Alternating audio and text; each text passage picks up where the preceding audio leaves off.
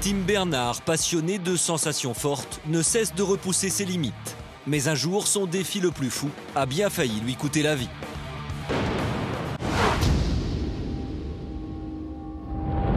À 40 ans, Tim Bernard est l'un des plus grands acrobates aériens du monde. Avec près de 10 000 sauts à son actif, ce parachutiste de l'extrême gratifie toujours son public d'exploits hors du commun. Ce 4 août 2003 à Rantoul, dans l'Illinois, il a décidé de relever le plus périlleux de ses défis. Si jamais ça tournait mal, n'hésitez pas et continuez à filmer, ça me fera un beau souvenir. Le défi, traverser ce hangar en parachute. Tim doit entrer par la porte à droite pour en ressortir par l'autre porte. Une douzaine de caméras a été installée pour immortaliser l'exploit. Derrière l'une d'entre elles, Karen Lewis, une amie de Tim, parachutiste elle aussi, mesure le danger. Le plus compliqué, ce n'est pas d'entrer dans le hangar, mais c'est d'en ressortir. Personne n'a jamais tenté un tel exploit auparavant et personne n'avait jamais osé cela.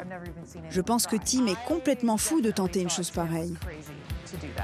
Mais Tim est plus déterminé et plus confiant que jamais, au point de se jeter dans le vif du sujet sans aucune répétition préalable.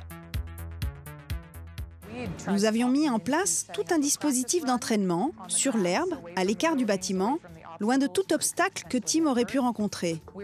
Nous avons reconstitué les portes du hangar avec des drapeaux pour qu'il puisse se préparer. Mais Tim a décidé de ne pas se servir de tout ça et de tenter la cascade directement. Enfin, le moment tant attendu. À 4000 mètres d'altitude, Tim s'élance dans le ciel. Après une descente parfaite en chute libre, il déploie la voile de son parachute à une centaine de mètres du sol.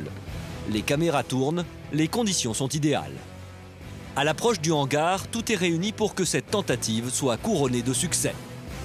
Mais au moment d'entamer son virage, tout s'arrête brutalement.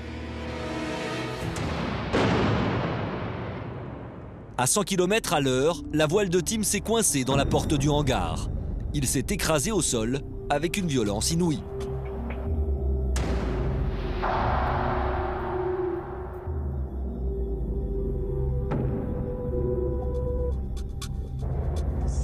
Le choc a fait un bruit terrible. C'était très fort. On aurait dit une explosion.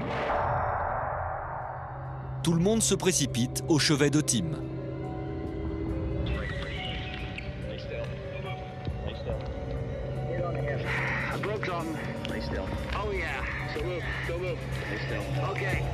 Très vite, ils sont rassurés. Tim est en vie et il est conscient. Pourtant, cette chute terrible aurait pu lui être fatale. Le côté droit de mon bassin s'est fracturé en 7 endroits. J'ai dû être opéré pendant plus de 11 heures. Il a fallu une trentaine de vis, 2 plaques et 65 agrafes pour tout remettre en ordre. Tout ça à cause d'une mauvaise trajectoire de vol. J'ai fait une belle erreur de pilotage. Après un tel avertissement, on aurait pu croire que Tim renoncerait pour un moment à sa passion. Mais bien au contraire, 8 mois plus tard, à peine sorti de sa convalescence, Tim repartait de plus belle pour de nouvelles aventures extrêmes.